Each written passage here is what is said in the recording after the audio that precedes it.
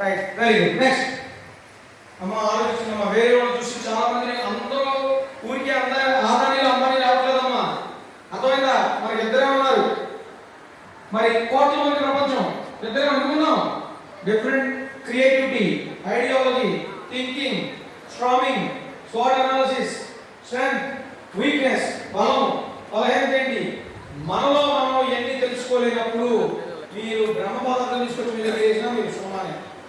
దాన్ని next wait ఇంత చెప్పా ఇప్పుడున్నారు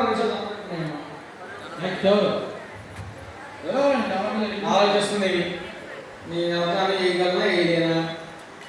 సూపర్, నాలుగు చేసినది ఇవి ఎంత వస్తాయి? 400. రెంట్ కట్టగలరా? శాలరీస్ ఇవ్వగలరా? బిజినెస్ రన్ చేయగలరా?